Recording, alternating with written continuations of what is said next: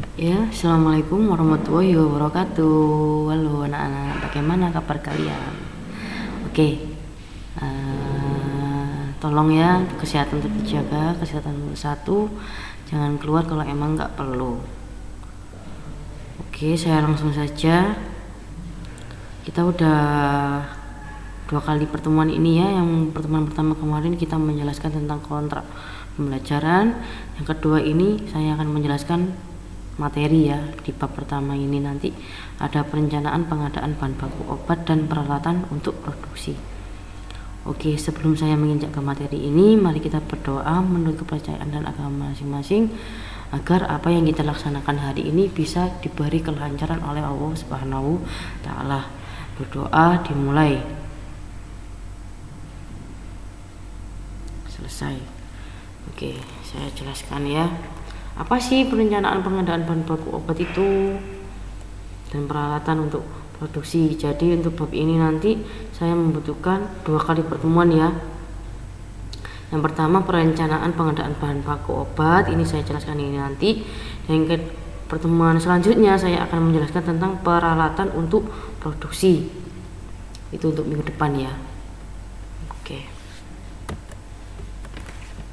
Minggu depan.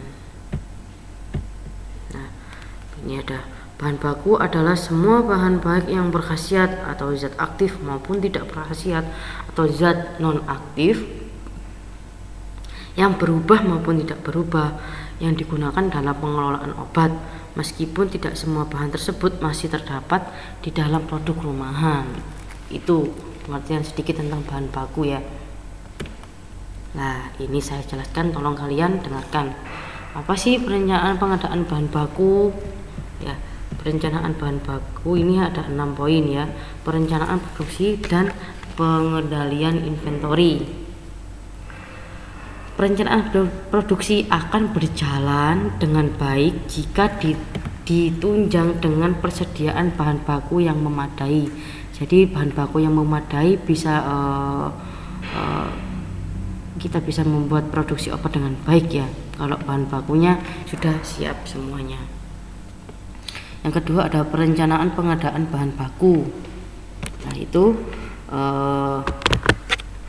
apa aja yang dibutuhkan, apa aja yang kita akan rencanakan. Yang pertama ada perencanaan yang menyangkut produksi, perencanaan pemenuhan kebutuhan bahan, perencanaan kebutuhan tenaga kerja, perencanaan kapasitas produksi, perencanaan desain dan fasilitas. Itu yang poin kedua. Dan yang ketiga ada pengadaan, yaitu pengadaan. Yang melakukan pengadaan itu siapa? Yaitu bagian departemen yang bertanggung jawab untuk melaksanakan pengadaan tersebut. Jadi udah ada bagian sendiri ya pengadaan itu. Jadi pengadaan itu enggak semua orang bisa melakukan pengadaan, udah ada bagiannya sendiri, yaitu bagian atau departemen yang dinamakannya tersebut. Yang keempat ada penerimaan bahan baku. Penerimaan bahan baku itu ada 5 poin ya. Apa aja langkah-langkahnya? Yang pertama melakukan pemeriksaan barang yang datang. Itu yang kedua ada dibuatkannya memo penerimaan barang, dibuatkan memo untuk penerimaan barangnya apa aja yang datang itu kita akan membuat dibuatkan memo. Itu untuk yang ketiga ada sampling bahan baku kemudian diberi label, jadi bagian pengawasan mutu melakukan sampling. Itu yang ketiga. Yang keempat dinyatakan rilis atau dinyatakan udah benar-benar ada, lalu dimasukkan di gudang kalau udah. Jadi bahan-bahan yang datang tadi itu udah dinyatakan rilis baru bisa dimasukkan di gudang ya anak-anak.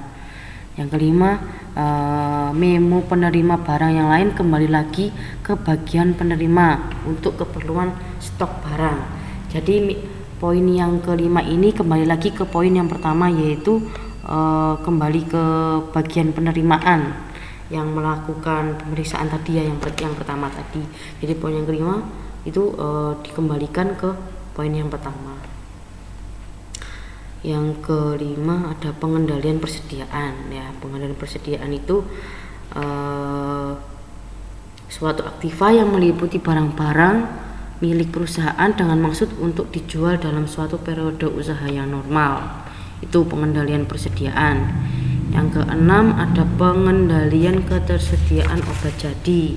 Ya, pengendalian kesediaan obat jadi itu apa? Fungsinya fungsi dari manajernya yang sangat penting karena membutuhkan investasi terbesar dalam pos aktiva lancar. Itu ya, pengendalian ketersediaan obat jadi. Nah, itu faktor ada apa? Ada 5 faktor ya, ada 5 faktor dari pengendalian ketersediaan obat jadi itu tadi.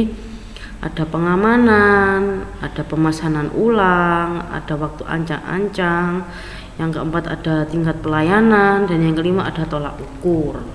Tuh. Jadi nanti kalian mungkin ada yang punya buku, kalian pahami di rumah ya, dan mungkin ada yang kurang jelas silahkan ditanyakan. Oke, untuk tugas kalian ini kalian mencari contoh surat pesanan bahan baku obat. Saya jelaskan lagi ya. Mencari contoh surat pesanan bahan baku obat, itu tugas kalian. Jadi sampean cari di Google, silakan sampean tuangkan nanti di buku tulis kalian masing-masing. Itu tugas kalian. Oke. Itu aja materi hari ini. Sampai ketemu di minggu depan, yaitu yang membahas tentang itu tadi, membahas tentang perencanaan pengadaan peralatan produksi ya minggu depan. Mungkin sambil dibaca ya, kalau ada waktu longgar kalian baca tentang perencanaan pengadaan peralatan produksi itu. Oke, sekian dari Bu Eka. Bila ada salah kata mohon maaf. Kesehatan tetap dijaga ya anak-anak, kesehatan nomor 1. Semoga wabah ini juga segera berakhir. Oke, mohon maaf bila ada salah kata. Wassalamualaikum warahmatullahi wabarakatuh.